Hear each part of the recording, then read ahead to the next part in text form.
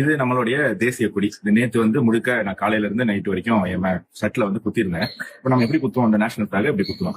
இப்ப நேத்துல இருந்து என்ன பண்றாங்க நிறைய பேரு, பிரதமருக்கு தேசிய கொடி எப்படி மாத்தணும்னே தெரியல, அவர் தப்பா மாட்டிக்கிட்டாரு அவருடைய பாக்கெட்ல அப்படின்னு நிறைய பேர் சொல்லிட்டு இருக்காங்க. முதல் விஷயம், அது தேசிய கொடி இல்ல. அவர் பாக்கெட்ல வச்சிருந்தது பாக்கெட் ஸ்கொயர். அந்த பாக்கெட் ஸ்கொயர் அப்படிங்கிறது தேசிய கொடி இல்ல. அது நம்ம முதல்ல புரிஞ்சுக்கணும். அப்பயும் அந்த பாக்கெட் ஸ்கொயர் ட்ரை கலர்ல வச்சிருந்தாரு. ஏன்னா நேற்று இண்டிபெண்டன்ஸ் டே அப்படிங்கிறதுனால அந்த ஒரு கலர் பேட்டர்னை ரெசம்பிள் பண்ணலாம் அப்படின்னு. அப்படி அவர் வைக்கும்போது இந்த பக்கம் ஆரஞ்சு, ஒயிட், கிரீன் வந்துருச்சு. அது இத்தாலி கொடியினுடைய நிறம். அவருக்கு இத்தாலி மேல பாசம் அதிகம், அதனால அவர் அப்படி வச்சுட்டாருன்னா சில பேர் காமெடி பண்ணிட்டு இருக்கீங்க. ஒரு விஷயம் நல்லா புரிஞ்சுக்கோங்க. இந்த பிளாக ஹாரிசான்டலா நம்ம தேசிய கொடியை மாட்டும் போது இப்படி மாட்டுவோம்.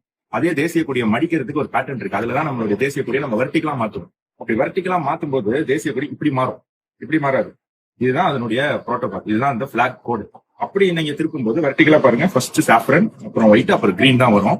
சோ பிரதமர் தப்பா மாட்டல. இன்னொன்னு, பிரதமர் மாட்டினதும் பாக்கெட்ல வச்சும் கொடி கிடையாது. அதையும் நம்ம புரிஞ்சுக்கணும்.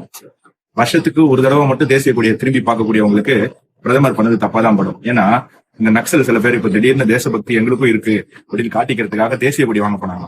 இந்த கடையில போய் தேசிய கொடி கேட்டோடனே நம்ம மூவர்ண கொடி கொடுத்திருக்காங்க. அதை பார்த்துட்டு அந்த நக்சல் கேட்டார், வேற நல்ல கலர்லயா அப்படின்னு. உங்களுக்கு எல்லாம் என்னடா தேசிய கொடியை பத்தி தெரியும், இது வேற வேலை இருந்தா பாருங்க, திமாங்கி நக்சல்.